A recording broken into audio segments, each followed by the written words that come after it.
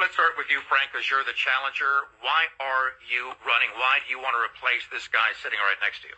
That's actually a pretty easy answer. I'd be honest with you when I sit back and I turn around and I tell you flat out, look, if you actually did your job and you had the ability to work with people other than trying to go around trying to fight everybody, I wouldn't be sitting here right now. What we truly need right now is somebody that's going to stand up for the people, stay focused on making sure that our infrastructure is being maintained and well taken care of, which Ron Ferguson didn't vote for. We want to make sure that our education systems are safety. The people in the district, they want to make sure that they're safe. That's one of the priority things that they've got going on. The issues that Ferguson keeps driving at, he's saying he's constantly fighting. He's fighting with everybody. He's fighting with the people that he works with. So the difference between Ron and I, flat out, first of all, I'm respected by the people, both in the district and the people in Columbus. All right? Those are the people that have asked me to step up to the plate and not take on this initiative and run for this particular seat of the 96th district. The people want help. The people need somebody that's going to represent them. The people truly want to make sure that they got somebody in the 96th district that's going to show up. Not somebody that's going to miss 175 votes. Not somebody that's going to fight them every day. Not somebody that's going to just constantly run around playing politics, announcing his rhetoric on a daily basis, constantly throwing other people under the bus. No, we got to stop that. His peers are tired of it, and so are the people of the district. The people of the district are fed up with what Ron Ferguson constantly does. That's why I'm running. Okay, is there anything you want to add to that? Oh, I'm sure I can. Well, the thing is, with both of you, we want to give you as much time as possible to say whatever it is you want to say. Is there anything you want to add to that right now, before we give him a chance to respond? Demeter, what I'm trying to say here is I wouldn't be sitting in this seat right now if Ron would have actually done his job. If Ron would have worked with the people, he constantly complains about how he's got to go up and fight Columbus. Ron, you work in Columbus. You work right alongside those people. Why are they calling me, asking me to run for this particular seat? The leadership that you have in Columbus, you say I'm a rubber stamp, whatever, for the leadership. That's just not true. It's just not true altogether. The leadership is tired of Ferguson. His peers are constantly calling me, texting me. He walks out of caucus. He don't even show up at caucus most of the time. He walks off the floor. That's the people that sits around the dude every day. Or I should say when he's sitting up in Columbus, or when he actually takes the initiative to go to Columbus and represent the people of the 96th district. So, yeah, folks, look, here's the deal. I wouldn't be sitting here if Ferguson would have done his job. If Ferguson had the ability to work with people, communicate well with people, and actually do what needed to be done for the district. Instead, he wants to fight with the very people that he's working with, and he wants to fight with the people here locally. The township association's fed up with it. The agricultural folks are fed up with it. The education system's fed up with it. The people are just fed up with it. That's why I'm up here. That's why I'm voting. Or I'm running. Ron Ferguson? So I love the Columbus Swamp establishment talking points that he uses. People can hear the truth. So here's the truth. The reality is he quit the last time he was in office. If he thought I was doing a bad job, he would have ran in 2024. But he didn't do that. He waited. Why did he wait? He waited until the Columbus special interests got angry that I stood up and said $600 million for the Cleveland Browns isn't right, taking our money out of Eastern Ohio, giving it to Cleveland, Columbus, and Cincinnati. That's the kind of things that I fight for every day. I'm not going to apologize for being an America First fighter, for bringing money back to Eastern Ohio, for not giving it to Cleveland, Columbus, and Cincinnati. Frank pointed out infrastructure. He says that's one of the things that he's fighting for. He said on the show the last time he was here, that means raising your gas tax. The number one vote he's the most proud of is raising your gas tax. Everybody right now pays an extra 10.5 cents per gallon for a tank of gas. It's ridiculous. Fighting the Columbus Swamp is something that everybody in Eastern Ohio wants. I've grown up in this area my entire life. I've seen my friends have to move away. I've got young daughters. I want people to be able to have families here and raise families here. You can only do that by pushing back against these rubber stamp folks that go to Columbus and do exactly what they're told to do.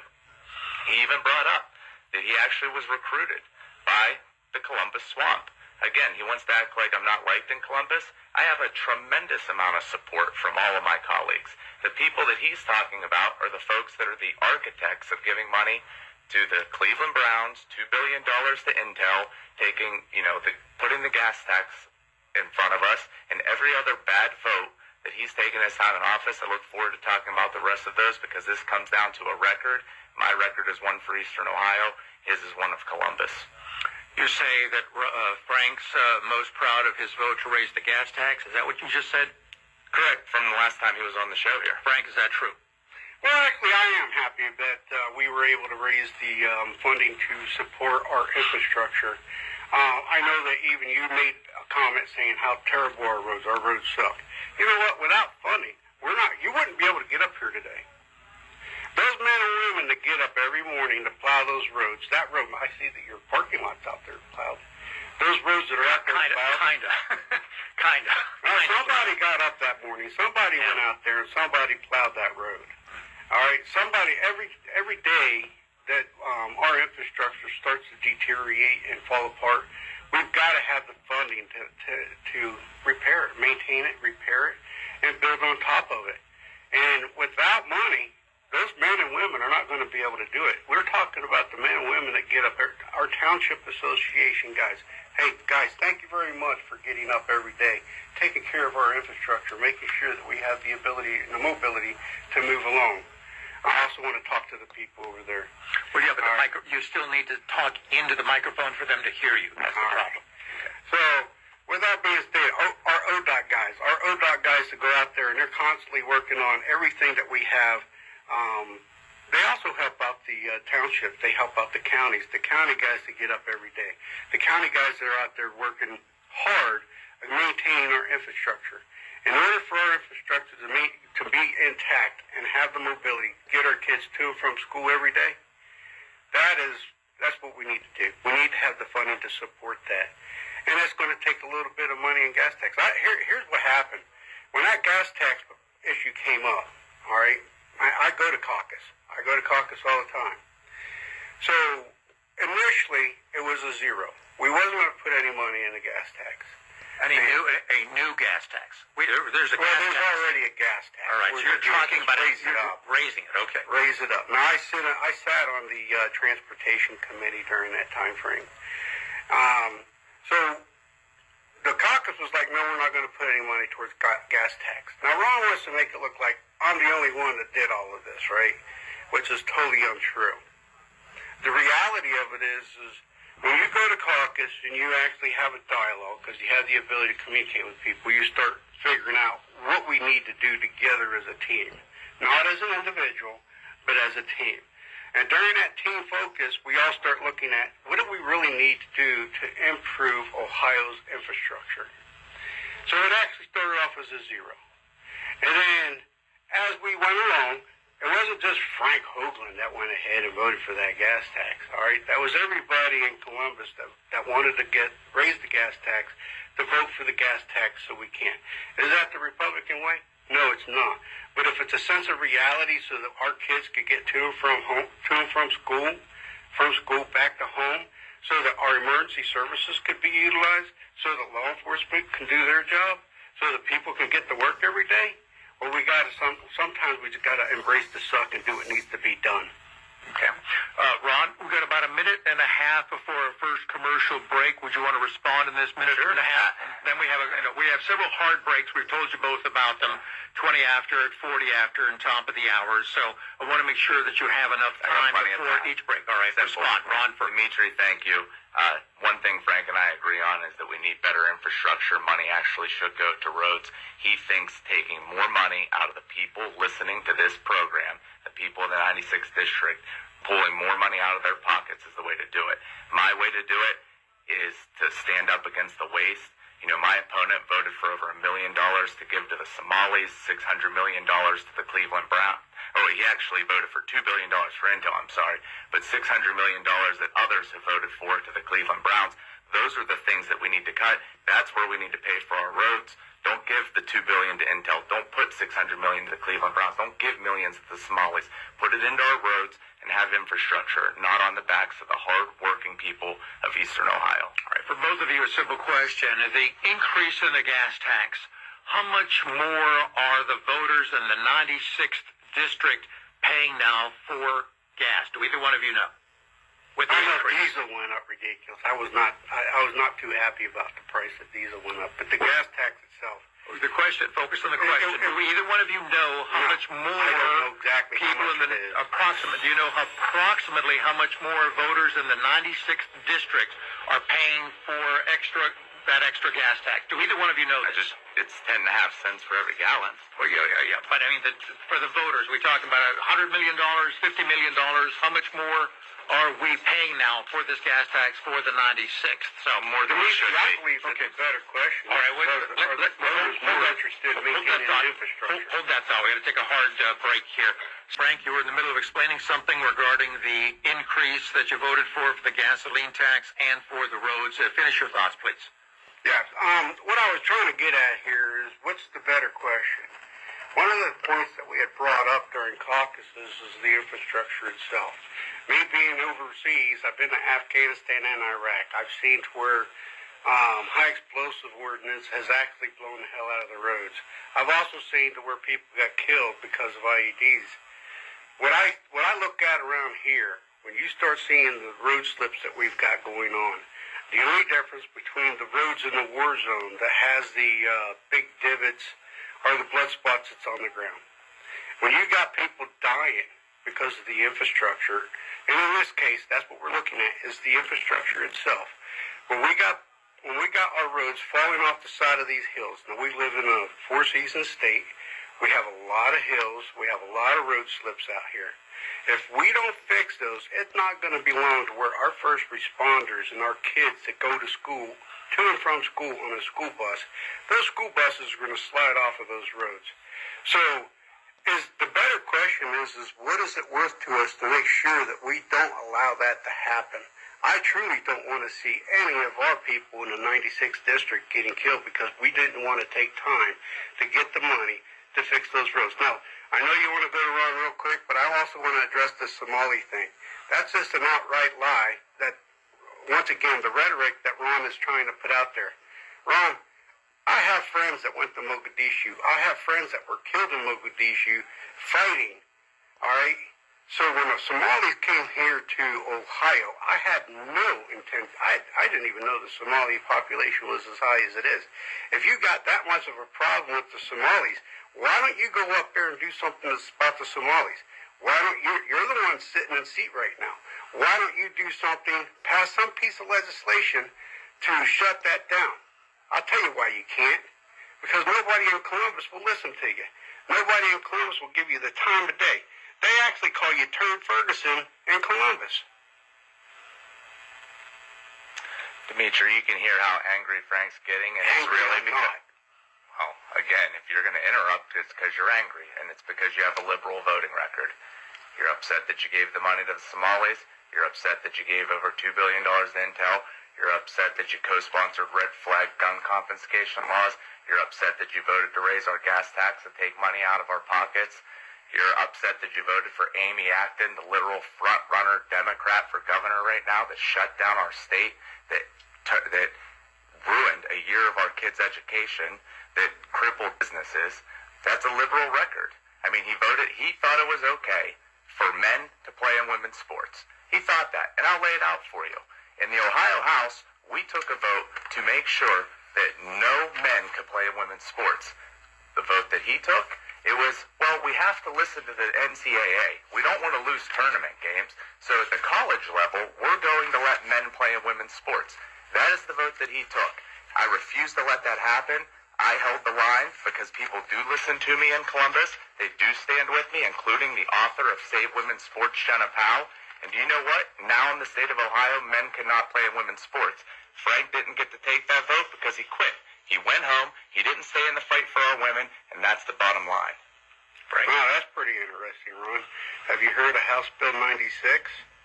Ferguson vote against legislation on House Bill 96 that clearly defines boy, girl, male, female, man, woman, based on biological sex and determined at conception or birth. The law was established that there are only two sexes, male and female. Once again, missing in action. Well, okay, so is that true, Ron, or not? I'm asking him. Go ahead. Is that true? House Bill 96 that he's talking about is what gave $600 million to the Cleveland Browns, and they put in an extra little piece about men and women because they wanted to force all of us people from Eastern Ohio to send $600 million to the Cleveland Browns. I refuse to do it. I will never send money to professional sports teams or out of Eastern Ohio. Frank, is that true? Yeah, well, the House Bill 96. What he just said, is that true? Well, that's his determination. I'm asking if you believe that to be true. Well, that he doesn't want to support the Cleveland Browns?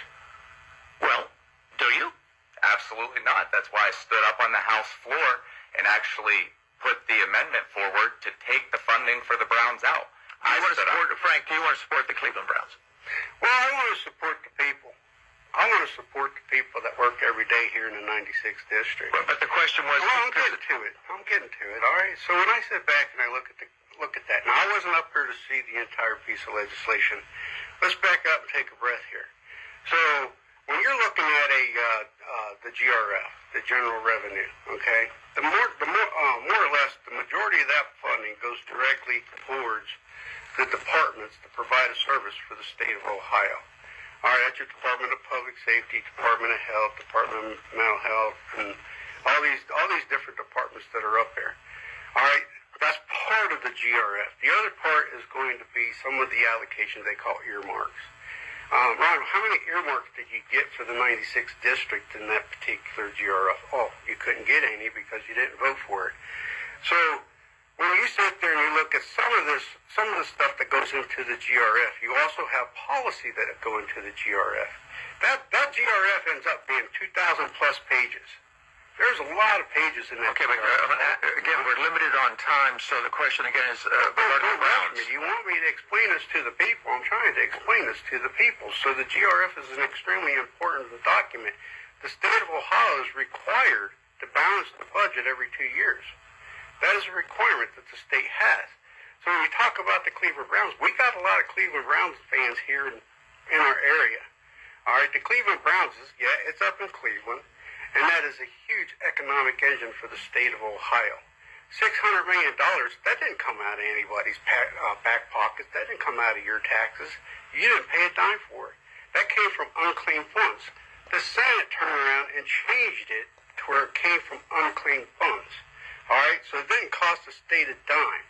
So if you want to keep that, once again, all those people that work, not only in Cleveland, but here locally, he owns 7 ranges, or he's the COO of 7 ranges, and I'm sure they have nights where the people gather around, they watch the Super Bowl games, or they watch football games.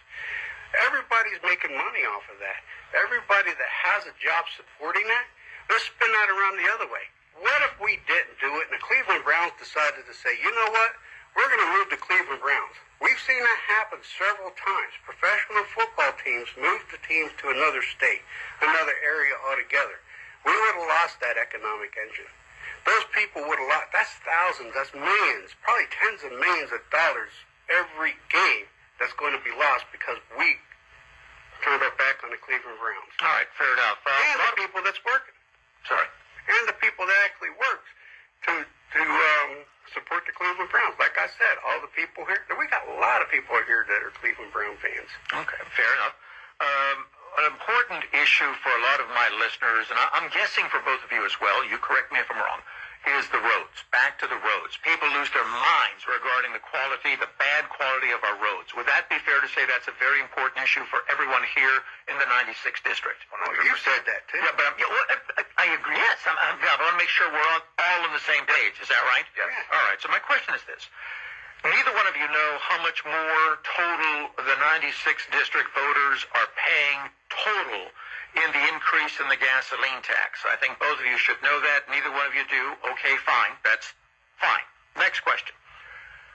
Do either one of you know how much money the state was spending in the 96th district on roads before the gas tax increase, and now how much it is spending in the 96th district after this gas tax increase? Do either one of you know that?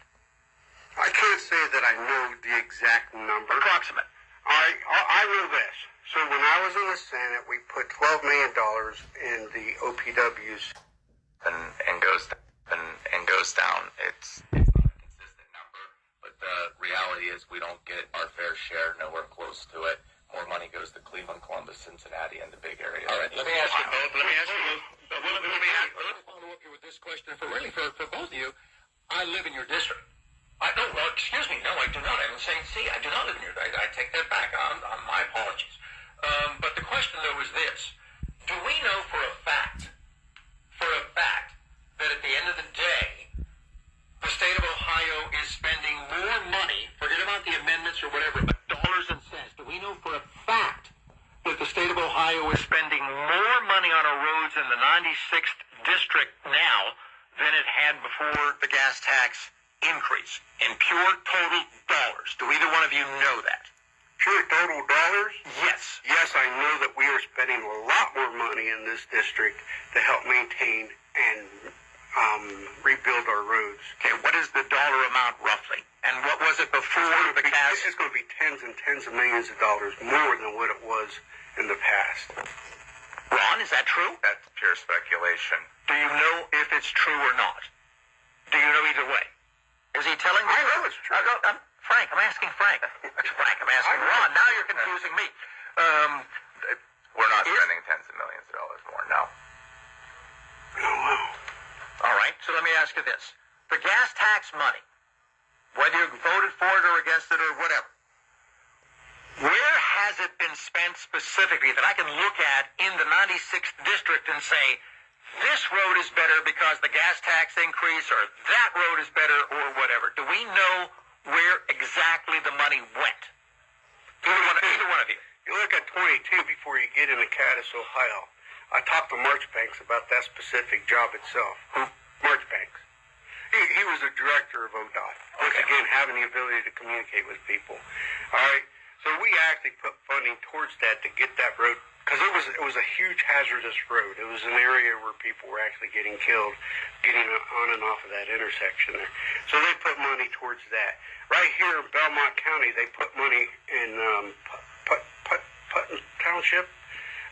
Frank is the town. You asked us not to say names. Oh, no, you can say anything, just don't curse. That's the only thing I'm saying. Oh, Don't curse. okay. Well, I know that the township. Frank who? Oh, daggone it, Frank Schaefer. All right, he works here in Putney Township, I believe it is. He's gotten money to help fix the roads. Pretty much, a lot of these different townships has the access to get to the OPWC money and get towards more gas tax money. But I want to go back to the gas tax real quick.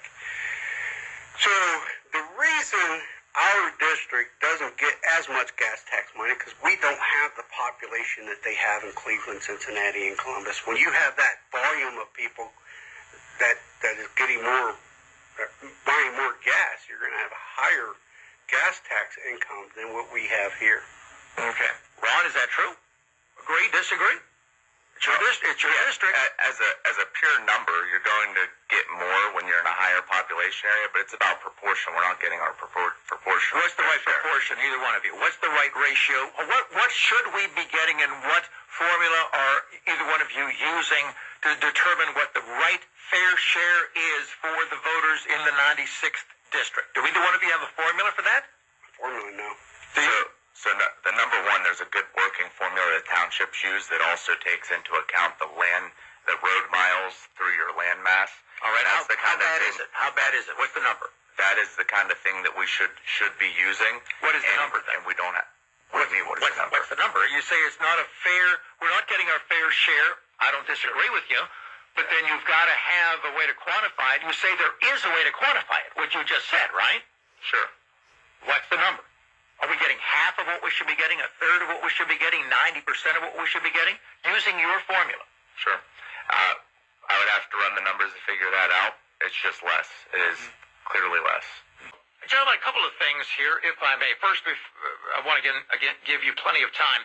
Is there anything, let's start this time with Ron, that Frank said that you want to address before I bring up the next question, and then we'll ask Frank the same thing. So, Ron Ferguson.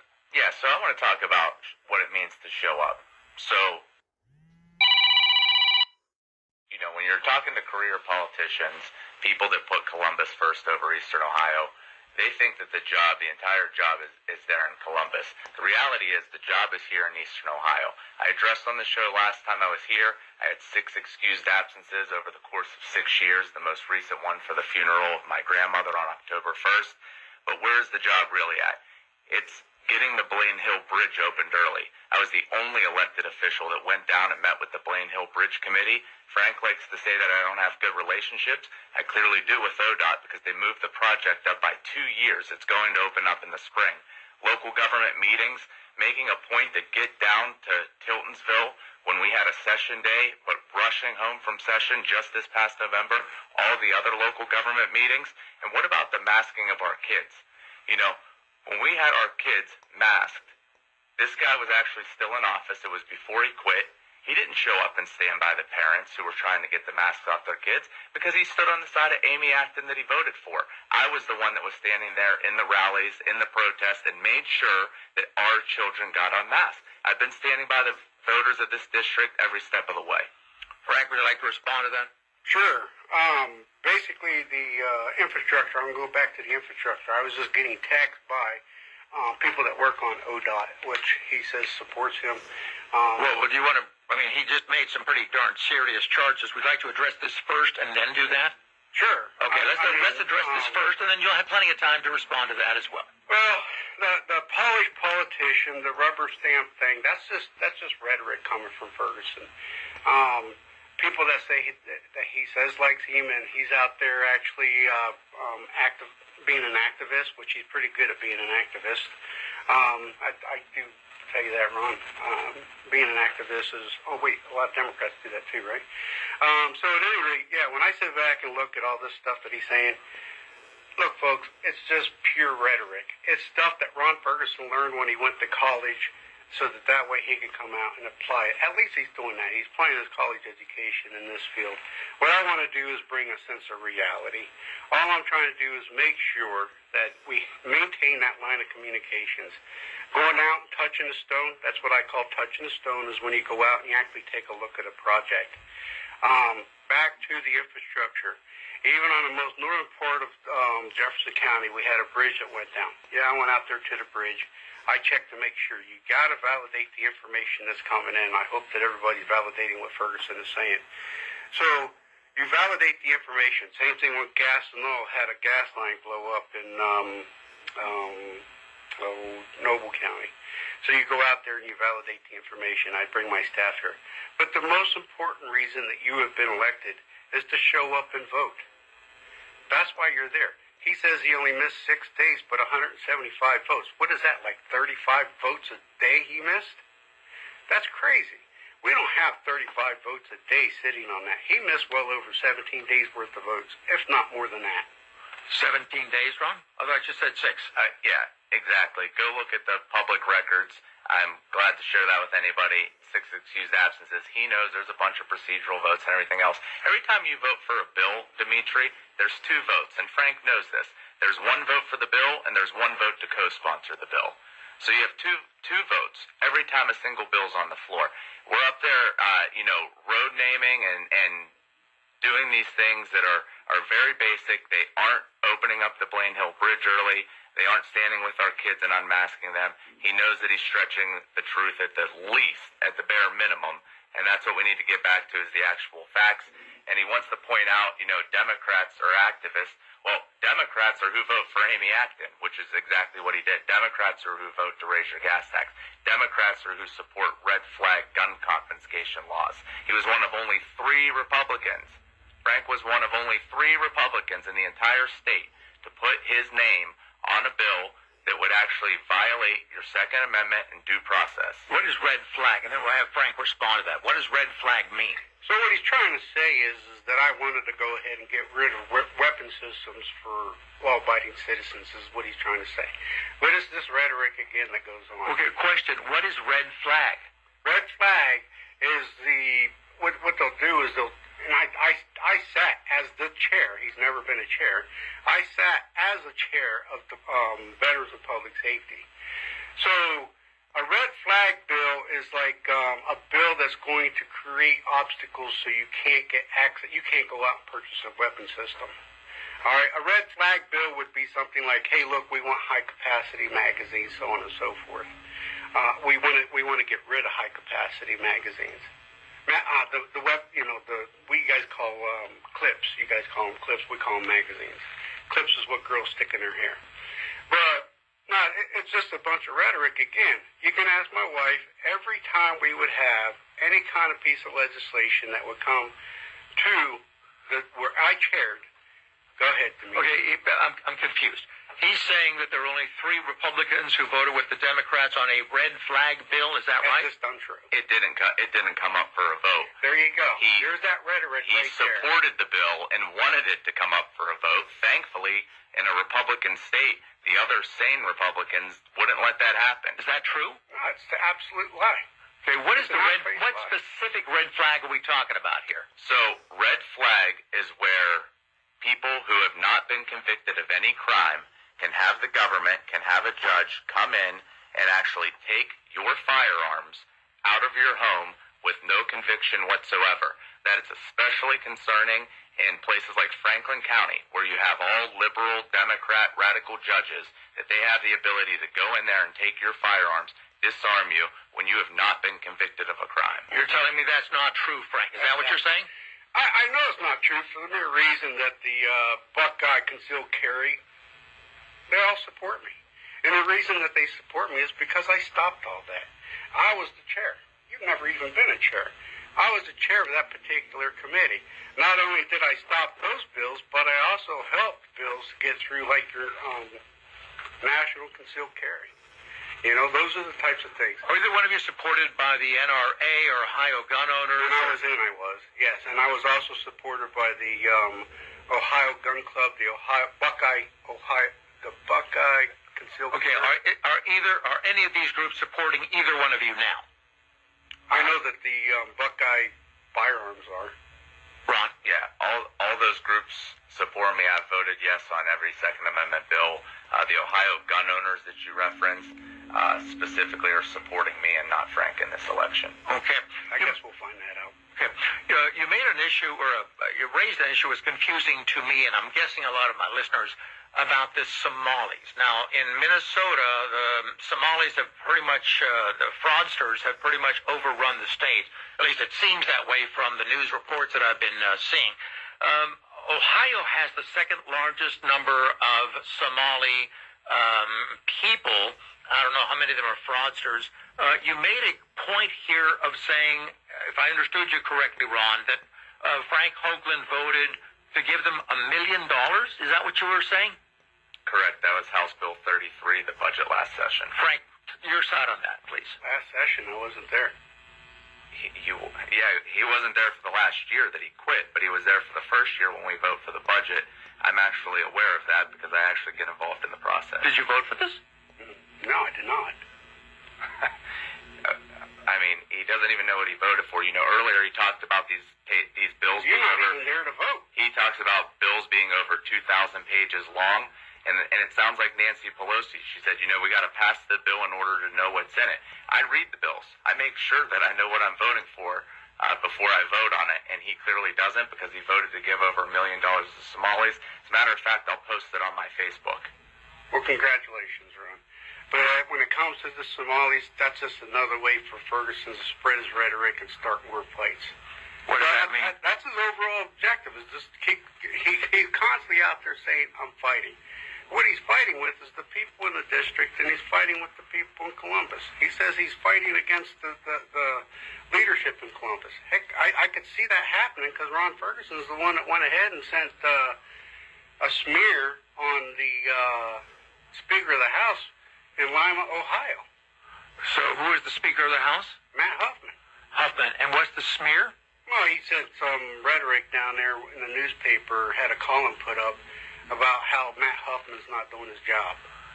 And that's a smear? That he's not doing his job? Yeah, well, that's the tactics. He did the same thing with Mike Ruley, trying to start up all of this. Mike Rule? Congressman Mike Ruley. Ruley? Oh, okay. All right. Mike Ruley. He kept smearing Mike Ruley also. Is that true, Ron? It's absolutely not true. I was just on the phone with Mike a couple days ago, and we have a good relationship. I'd like for Frank to point to whatever smear he's talking about. Same thing. He said that Mike Ruley, he voted for transgenders and all of that, just the same thing that you're trying to do in this particular race. Ron, that's just your tactic, dude. You want to go out there and spread this rhetoric and try to bleed off on the people of the district, and you're just spreading false information. Who's the this Somalis? Hoffman? Who's this Hoffman guy? That's Speaker Huffman. That's who he voted for to be the speaker. Okay, Ron, did you vote for him? Yes, I did. All right. Now he turns around and smears him.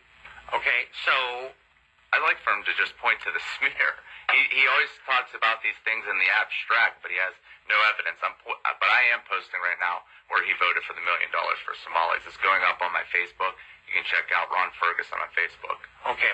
So, Frank, you had mentioned that people in Columbus have asked you to step up to run against Ron Ferguson. You're very proud of that. Fine. Who are they? Who are they? Yeah.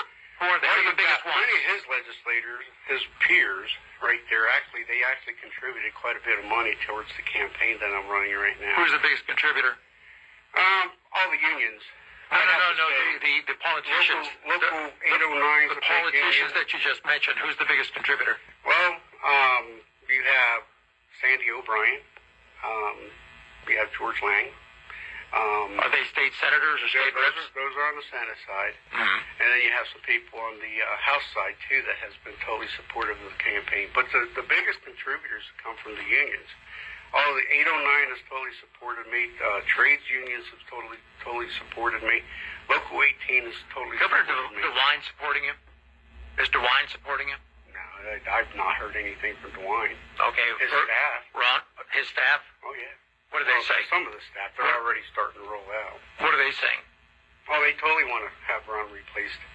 So you're saying Governor DeWine's staff wants to have Ron Ferguson replaced? Is that what you're saying? Some of his staff have, yes. Okay. All right. What are they saying? They're tired DeWine's of his staff. rhetoric. They're just tired of Ron constantly fighting. He can't get along with the people in Columbus. Like he said, he don't have to show up and vote. It's more important for him to stay in the district. All right. Both of you have a track record in Columbus. Have either one of you sponsored a bill that has been enacted into law? I have. Which one? Many of them. You can look at Senate Bill 33. Which is? Senate Bill 33 was a critical infrastructure piece of legislation. That particular legislation was to protect gas and oil, maintain reliable energy. That bill also protected the logistics of moving our food products across our highways. Okay, so you have sponsored bills that have been carried that bill, and it went through legislation and got passed into law. You didn't sponsor it though. That meant I was the primary sponsor. You were the primary. Okay, Ron Ferguson, were you the primary sponsor of any bills that were enacted into law? Yeah, so the biggest bill that I passed was the Hospital Price Transparency Act. We've talked about that before. It was actually an executive order that President Donald Trump put into office. I have now made sure that it was codified into state law. So now, even after President Trump's out of office, that will remain the law in Ohio. You can actually go get your prices in dollars and cents amounts. We're the only state in the country that you can do that now. Check out ohiohospitalprices.org. That's the proof. All right, both of you have then sponsored, primary sponsors of legislation that has been enacted into law. I think that's great for both of you. Both of them say they're biggest critics of their wives. Is that true? Of course. All right, so tell me about Darla. What did she criticize about you? That you weren't nice enough to me when you were on the air? I guess that'd be the main criticism. Miss Darla says I need to smile more. She's right. But I've got more wrinkles than a pound puppy, so smiling, yeah, I try like I can, where I can when I can.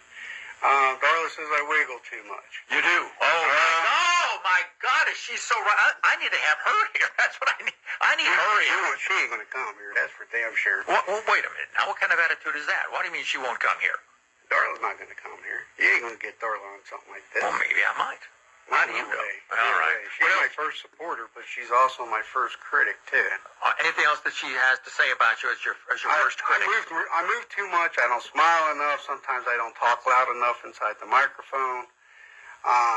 That's a smart lady. I'm telling you, she's right on target. She really is. Well, maybe really she ought to is. take your job, Yeah. but she wouldn't. Darla's not into this at all. Okay. She's the one that really pushed me to run. Really? Oh yeah. Why?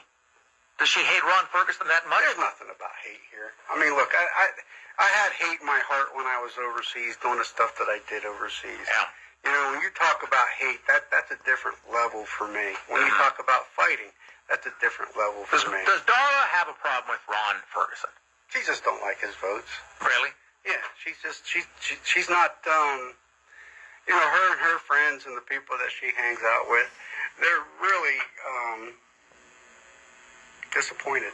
Really? That would be the right word to use. Extremely disappointed in, you know, his rhetoric, and he's constantly fighting everybody. All right, let me ask Ron here about Emma. Your harshest critic?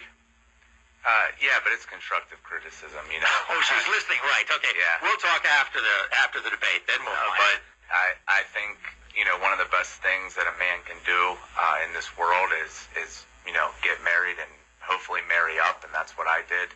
I married somebody that stands behind me 100%, that, you know, gives back to our community. She's a school teacher and, you know, really molding the next generation. So just grateful for everything that she does. All right. So we were doing some homework here regarding both of your Facebook pages to come up with different stuff, different questions. Let me start with Frank Hoagland. You, on November 19, honored the memory of former Vice President Dick Cheney. You went on and on and on about Dick Cheney. Why? Actually, I served under Dick Cheney. Right before I don't know if it was the Panama invasion or not. But he came to the team area when we were in the Hurt Locker.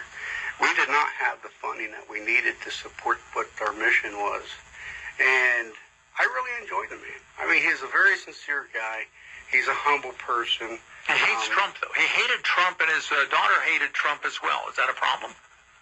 Well, look, when you're in a community like I'm in, and the guy's going to come in and help you guys out during the time he was there, no, I didn't have a problem with the man. Now, because he hated Trump, it goes back to what we said. You know, what's the hate? Everybody, you know, people like me fought for your ability to say what you want to say. You're a Trump supporter? Of course I'm a Trump supporter. We're going to go to Mar-a-Lago here pretty soon. What do you mean we? My wife and I. Oh, for vacation or something? No. We'll talk about that later. For what? We'll talk about that But later. you're on the air right now. It's a live debate. Everybody's listening. You're going to meet Trump at I Mar-a-Lago? can't say I'm going to meet with Trump. Well, you said Mar-a-Lago. What are you going to do there? That's called Rockin' with the Seals. What is that? It's a program that Spec War has. It's Ziggy's got it going on, and we have been personally invited to go down there, and mainly to discuss the transcranial magnetic stimulation piece of legislation that I carried and had passed through. And that particular legislation is actually going across nationwide. There's a lot of, we're saving veterans' lives. We are definitely saving veterans' lives with that legislation. Actually, it went from veterans, now it's into law enforcement and first responders. So I met Ziggy when I was up at the Patriot Who's Ball. Ziggy? Mike Ziegler is a professional golfer. And when we went to the Patriot Ball up in Canton, we had the opportunity to sit down with Mike. They call him Ziggy. All right, so Ziggy heard me talking about the transcranial magnetic stimulation. There's several of the Medal of Honor recipients that go to that particular event. And we were all just sitting around talking about it. And I said, yeah, this thing is actually saving a lot of guys' lives. I've had several of my friends commit suicide. So when I sit back and I look at it, what can we do? That was one of the things that we took a chance and did. Now, that was totally outside the box thinking. Yeah. You know, that's not a piece of legislation that was bounced around with inside the House. No, it was an outside. That is great. That is just absolutely So great. we get to go down there. We're going to talk to whoever will listen to us about, you know, what else we can do across this nation to help save veterans' lives. God bless you. I think that is great. Ron Ferguson, looked at your Facebook page, and when you first ran, Ron, for Ohio, you said that the district, 96th district, had the highest unemployment rate in the state. Does it still? No, it does not. and where is it now compared to what it had been? Oh, it was the highest in the state. It varies now, but it's somewhere in the middle of the pack. In the middle of the pack, yeah. Okay, great. So what, I'm sorry, Frank. My back, that's all. Go ahead. Are you okay? Yeah, I'm fine. Go. Oh, all right, fair enough. What is the next big issue that you're going to be looking at, no matter who ends up winning this election and goes back to Columbus? What are you going to be looking at, or what do you want the biggest issue to be that has to be addressed? In my opinion, infrastructure. We've got to build, maintain our infrastructure, communications. All right, we need to expand our current internet. Now, when I was up there, they were talking about the speed of internet. And right now, the federal side speed of internet, I think, is like 25 and 15 or something like that. And where we live at, in order for us to have the technologies that we need, especially to do like medical VTCs, video telephone conference calls, or video medical appointments, we need to have that. We need to start bringing in more businesses into the area, which they're working on that route right now. Mm-hmm. All right. They are definitely working on trying to build out the infrastructure to support. We need to make sure that we maintain reliable energy. These aren't talking points. This to me is just this is serious stuff. I believe in today's environment that we've got going on, especially with the electronic cars. That's something Ron was talking about earlier. I'm sorry, the what car? What? The electric cars, right? They're called electric cars. Yeah, with electric cars that are out there. We need a power grid that's going to support that. We've got a hell of a power grid going on right now down at Buckeye Power, right there in Bryan, Ohio. But we need more power. We need to build up that power grid so that we can maintain that. All right. And Ron, what's the biggest issue for you? You go back to Columbus. Yeah, I would say the bill that I introduced right before we went on our Christmas break. And so right now... What is that? Yeah, sure. So it's requiring voter ID for those that are voting by mail. You know, election integrity and security is one of the most important things in this country. It's a bedrock of our country. And making sure, when you go to vote in person, you already have to show photo ID. I'd like to make Ohio number 2, and that's why I introduced the bill. Frank, you agree with that? Yeah, I think voter ID is extremely important. Okay. I think everybody does, Everybody does? What do you mean everybody does? Well, I think most everybody around here wants to know. Oh, around here. Okay, sure.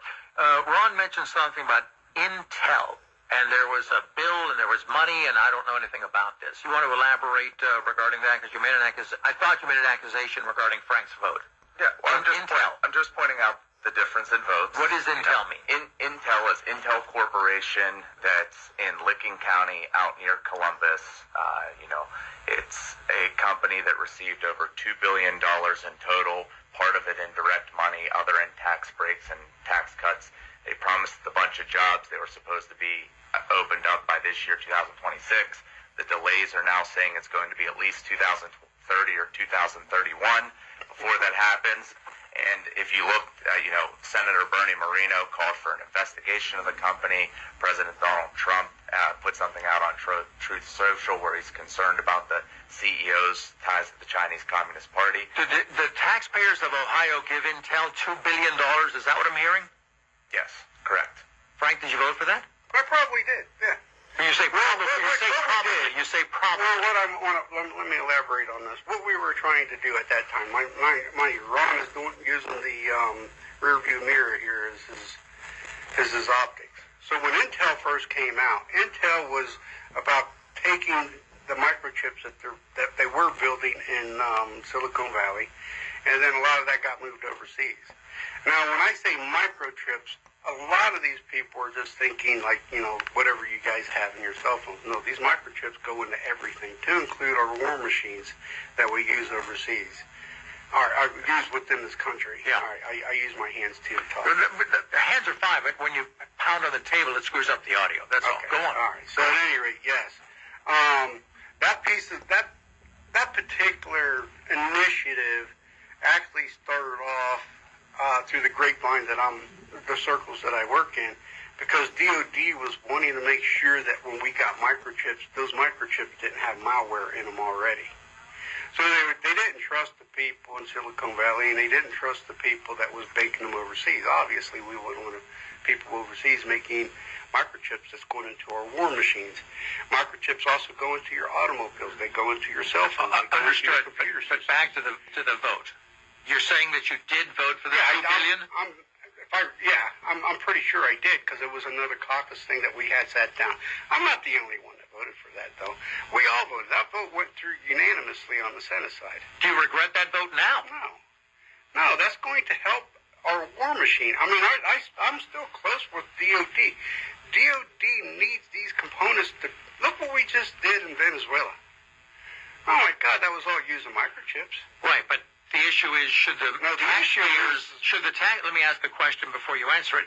Should the taxpayers of Ohio be forced to give $2 billion to a multi-billion-dollar company like Intel? Or shouldn't Intel just get private investors to do that? Because you're telling me, if I understood you correctly, you voted to have the taxpayers of Ohio give $2 billion to this multi-billion-dollar company. Do you regret that vote? I already said no. Ron? I already said no. Well, I voted no on it at the time, and that's because I don't believe in this stuff. When I first ran for office, I ran on the idea that Eastern Ohio shouldn't be propping up other parts of the state. That's exactly what that is. That's not what our tax dollars are meant for, and I voted no on the Intel Corporation. We've got a break coming up here, and then the final segment of this live in-studio debate. You both will have a few minutes here during the commercial break to think about any other statements that you would like to make, or any corrections that you'd like to make regarding anything you had said, to give you each plenty of time to wrap this up as well, or to raise some other issue if you prefer. So you've got one last segment. We'll give you as much time as you want, and you can do pretty much anything that you want as well. So prepare now for that. Download the River Network app and then click Big Willie 1055 to get Dimitri live and dangerously local Mondays, Tuesdays, and Wednesdays, 7 a.m. to 9 a.m. Eastern Time. And then Dimitri Encore and dangerously local on Thursdays and Fridays from 6 a.m. to 8 a.m. Eastern Time. Also, you can hear me on the River Talk Radio Network, 94.9 FM, 100.1 FM, 100.9 FM, the Mighty 1290, and the Sturdy 1430. You can also see the Facebook Live in-studio debate that we're having right now with the two Republican candidates vying for the primary victory for representing the state of Ohio 96 district.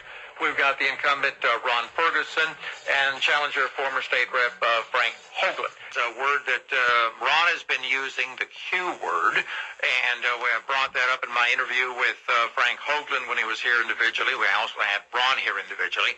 And Ron is bringing up the word quitter, and Frank is saying, no, not a quitter, that you're retired, and Ron is continuing to call you a quitter. So my question is this, Ron, why do you call him a quitter? Do you think that's too strong a word? And Frank, what is your response to that? Because he keeps bringing that up. Let me start with Ron Ferguson. Yeah, so we make a commitment to the voters for a length of term that we're going to serve. I believe that what I teach my daughter, my 11-year-old daughter Ava, I say, you finish what you start. So he started a term, he quit early. That's why I consider it quitting. Frank Hoagland, Navy SEAL, tough as nails, I can tell. You think of yourself as a quitter? No, absolutely not. I think that's more Ron Ferguson rhetoric that's out there. His delivery of wanting to make sure that he creates another fight. All it does is actually create separation. It creates separation with his peers. It also creates separation here locally. I've had numerous phone calls of people just tired of it. They're just tired of his attitude. What I saw was, it was during my last midterm, it was like 2023 time frame, we had 16 session days left. There was a mission that I changed mission. Now, my background is different than most everybody else's, because when you get another mission, you go do that other mission. All right, since we only had 16 session days left, my mission was to see what I could do to help save, or not just save, but create a safety program for the state of Ohio. And during that time frame, we had an issue. We have an issue. Currently, we still have an issue of trying how we can combat counter drones. Create a counter drone program to protect these mass gatherings like at Ohio State Football Stadium, the Cleveland Browns, and OU, and all these big football stadiums. So I took the military background that I have to employ that so that we can create a counter-drone program, which went all over the place. You know, when I left the Senate, I turned around and went right back to work. I didn't miss 176 votes or 175 votes, which, by the way, you don't vote so that you can say that you want to be a sponsor of a bill. That you just push a button. But what ends up happening is I ended up having to go help Department of Public Safety using the old circles that I have, both on the DOD side and the military side. And I was able to bring the same exact apparatuses that they're currently using in Ukraine to counter drones. Now, if you look at that Venezuela ordeal that just went down, that got all started off with drones, or UAVs, whatever you want to call them, robotics. Today's robotics has changed the battlefield. The question, though, regarding quitting or retiring. Like I said, though, my mission got shifted. Let me ask the question before you answer it. Is all I ask. Why couldn't you wait till the end of your session to do this? No, they needed it now. Ron, is that a good? He wouldn't know. Good explanation. Well, let's hear what the man has to say. I think, I mean, it's up to him to decide what he wants to do, but he keeps bringing up these 170 votes, and what I'd like him to do is point to a single substantive vote that I missed on my 6 excused absence days. But let me tell you the substantive votes that he missed. He's going through his files right now. He's going through his files. When he quit a year early, he quit before we saved women's sports. He quit before we got transgender surgeries ended on minors. Those are the kind of things that I stuck around for. The fight was still going on, and we had to stand up for those things. Frank, his House Bill 184, why did Ron Ferguson not vote for House Bill 184, which provides funding for law enforcement first responders? House Bill 184 was recently passed and sent to the governor. This legislation provided $40 million to help our law enforcement first responders with PTSD. Ron, he just wants to fight with the people. Is that true, Ron? Yeah, so when we talk about these bills like House Bill 184, they're littered with a bunch of other things. I mean, putting in there about the money for veterans, I mean, those are good things that we want to fund, but you can't be funding a bunch of other nonsense that... What was in that other bill? Why did you vote against it, then, is the question. What was the other nonsense? Yeah, so I'm actually pulling that one up right now, and I'll kind of tell you that one. But that's what they typically do, is they put a bunch of things into one single bill, and they try to grow government and make sure that you're voting for a bunch of things that you really shouldn't be voting for. It's just like the Cleveland Browns thing, where they put, $600 million in there and with 2 genders, and they try to get you to vote for things that you really just shouldn't be voting for. Didn't the judge just say no to that, that it could not use the taxpayers' money that is unclaimed funds? Wasn't there just some ruling by a judge on that? That would be for the Cleveland Browns, if anything. This is not unclaimed funds. This is actually what the governor... No. I meant when the reference to the Cleveland Browns, though, didn't the judge just stop that? I think they're still in dialogue. That's one thing that I will say flat out. The people that wins with all of these legislation and or the legislators that are up there trying to make the best decision as possible, the lawyers are the ones that win the most. Why do you say that? Because they're the ones that they'll turn around and they'll try to sue the state. Okay. Pretty much anything that you do. All right, let me ask you this, both of you. The race for the Republican nomination for governor of Ohio. You're Republicans. Who are you supporting and why? Oh, Vivek. Why? Well, Vivek's vision for Ohio, I agree with. And then he also just picked up Rob McCauley, which I think is a strategic move. Who is that? Rob McCauley is the current speaker. Not speaker, I'm sorry. He's the current Senate president. All right, so Rob is an extremely smart and talented young man that is going to take Ohio to the next level. So I truly believe that. But I keep having people texting me. So Don Jones just said Ron also voted against farmers in the drought. So Ron turned his back on the farmers and he turned his back on our law enforcement. Don Jones. Don't get me started on Don Jones. What his thing was regarding the watershed and how he backed down after he sat right where you were sitting saying, oh yeah, I'm going to take the lead on this for flooding. Don Jones is the last person on this earth I have any respect for. All right, Ron, your response to this. Yeah, so a few things. That HB 184, I've got my colleagues, my friends in the legislature that Frank claims I don't have, but the folks that I actually helped lead telling me 184 had funding for Somalis in it. So there's one of the examples for it. That's multiple reps. What is the deal with these Somalis? Just help me understand this. Help me understand this. Why would one penny go to Somali? Just help me as a taxpayer here in Ohio, living in Belmont County. I'll give you the answer. Help me. Okay. There you go. Well, because there's actual, big government liberals in Columbus that try to shove these into bills, and then you have representatives or senators who don't read the bills. Why are they giving the money to the Somalis? That's what I don't understand. Shouldn't be. I believe that they're giving it to the departments to work with it, and it doesn't necessarily mean just the Somalis. It could be just about anything. You take the farmers, so that money actually flowed through the Ohio State College to get to the farmers, so that the farmers would have access to funding. So we're talking about the Somali money? Well, I'm just saying how the process works. Why are we giving any money? I don't understand. Why are we giving any money to Somalis or the Haitians? It would be a social services ordeal, trying to help people out. You don't like to help people out? If they're here illegally, no. As a matter of fact, I don't. These people now you just brought a whole. You just opened up a whole different form of Pandora's box here. Okay. You're saying illegally. We're not saying that this is illegal. I know that I have faith in our department heads that we try to help make sure that's going to control what's being done. But the bureaucratic system, and I will say, including the Haitians in Springfield. Hold off here. I mean, you're diving into me now. So what I sit back and I look at it is you got your department heads that are running the state of Ohio. I do believe that the bureaucratic system is big. I do believe that the bureaucratic system does do their own thing, and they march at their own drums. Do you trust them? No. But we're not the ones that's constantly trying to we're the ones that's trying to constantly put those people in their place.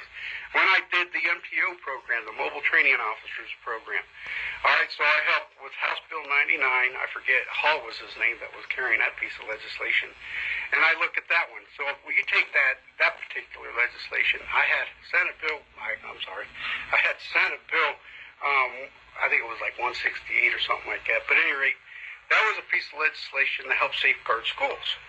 So we author, but really what happens, it goes to LSC, and they're the ones, a bunch of lawyers, and they write these legislation up, and you sit there and you're trying to look at it. All right, so mind you, that legislation is a discussion point. So I had that particular legislation drafted up. We would author that legislation, and then I put parameters in that legislation to make sure that the money was allocated. And it was. The way that piece of legislation came out, it was allocated. But once it got to the bureaucratic system, the bureaucrats would do whatever they deem that they want to do to it. And I watched them do it with this. How did you stop them? You got to rewrite another piece of legislation. Did you do that?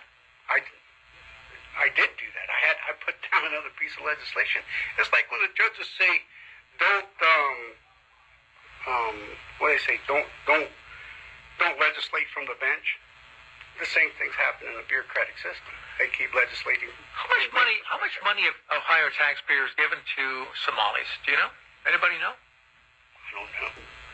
Anybody check it? I think it went through a department. Anybody check to see if there's Somali fraudsters in Ohio like there are in Minnesota? Has anybody checked? I'd just like to address all the things that you just said. All right, go ahead. Because they do need addressed. The first thing is, Frank brought up that I didn't vote for the PTSD money for veterans.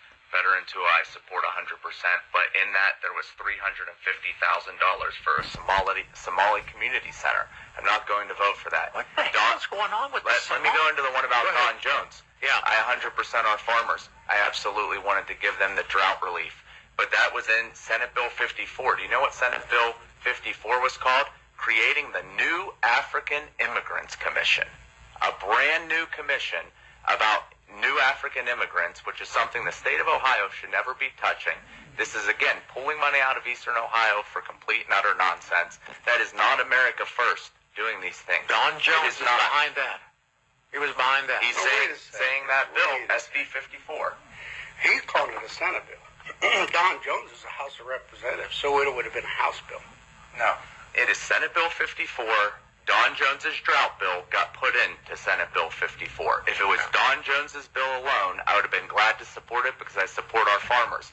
I'm not going to vote for the New African Immigrants Commission and let our taxpayers over here be extorted for more money to prop up things they shouldn't be paying for. Let me ask you this.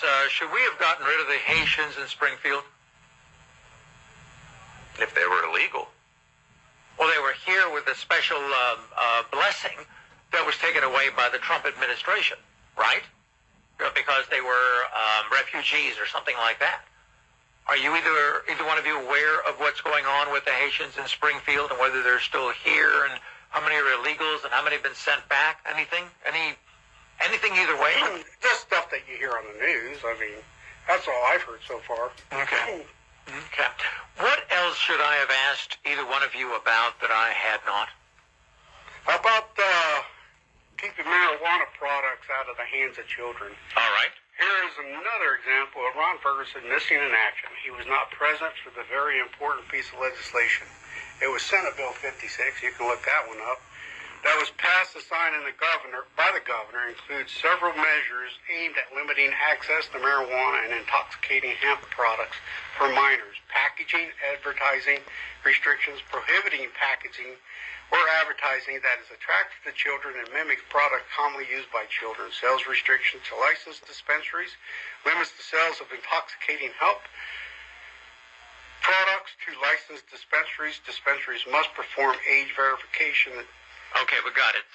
Ron, did you vote against that? He didn't. He wasn't there to vote for it. Oh, correct. On that same day, I was there for session that day. They were dragging the day on and on and on. I had a community event that was put together in Tiltonsville. This was in November. I went down there and met with the people of Tiltonsville to talk about real issues in the district. The reality is what got passed in November of 2025 that he's talking about, I stood up on the House floor in December of 2023, 2 years ago. It was my ideas that actually got put into law. And I'll let you see right here, Dimitri.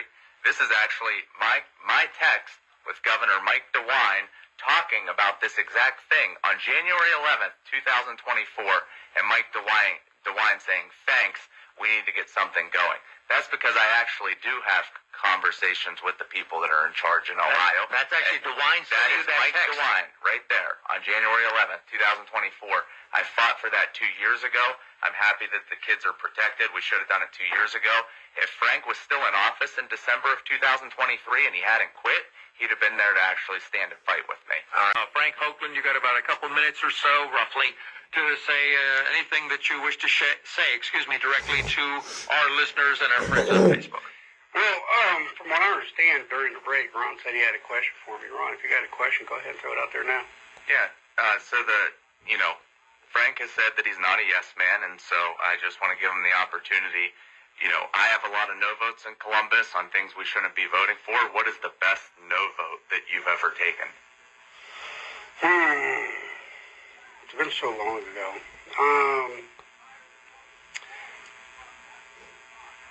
I would, when they were trying to do, it had to do with how intoxicated you were. It was a lawyer vote. How intoxicated you were driving a vehicle. And what they were trying to do was figure out, especially when we were doing the hemp law, because the hemp law is like, I'm sorry, what the hemp law was is, how much of that, I think it's a THC that's in your system. And they were trying to use that also with the marijuana side. And law enforcement was pretty upset that they couldn't be able to figure out how much is in a person's system, and they wanted. That was the no vote. Okay, fair enough. Again, you've got a couple of minutes. Time. I want to make sure you get enough time here. You got a couple of minutes, and Ron has a couple of minutes, so shoot. So, all right, so basically, it goes back to why am I running? Eastern Ohio deserves a representative that shows up, gets results, and fights for our families every single day. All right? I've done this both on and off the battlefield my entire life. I've worked on protecting jobs, support reliable energy, and make our communities safer. And I've done that in multiple different forms. All right, my opponent, just like he's just trying to do right now, start rhetoric, keeps fighting the systems. He says he's fighting Columbus. He is Columbus. For the 96th district, he is our current state representative, and he's fighting himself in Columbus, which, we're tired of it. He's missed over 175 votes, and he's tried to deflect that one. Collected over $350,000 of taxpayers' money, which he says he doesn't like to waste any money. And he's repeatedly failed to support property taxes, tax relief when it mattered most. He had two opportunities. He has had two opportunities to correct some of the property tax issues. He's mission in action. And let me wind it up with this. Yeah, if you would. Yeah, and tell people to get in touch with you. I'd like to thank everybody that's actually endorsed me for this particular run. All the local and statewide unions have basically endorsed me. Ohio Trades have endorsed me. There's been township trustees, fire departments, his peers, House of Representatives, veterans. We've got over 100 volunteers out there right now. Other senators, sheriffs, agricultural people, law enforcement, and mayors. And if people want to get in touch with you, how do they do Hoagland this? for Ohio. Sorry? Just get on the internet and type in Hoagland for Ohio. Terrific. Frank Hoagland, thank you very much. Ron Ferguson, got a couple of minutes. Yeah, so I do have a record of results. It was actually when I first got there in my first term and we were under a state of emergency, I was the one that actually ran HCR 21, which was the resolution to end the state of emergency on June 17th, 2021. While I was giving my testimony, you can verify this, Mike DeWine actually ended the state of emergency. I passed Save Women's Sports to get men out of women's sports, SAFE Act to end transgender surgery on minors, the Hospital Price Transparency Act codifying President Trump's executive order to make sure that you have hospital prices in Ohio when you have it nowhere else.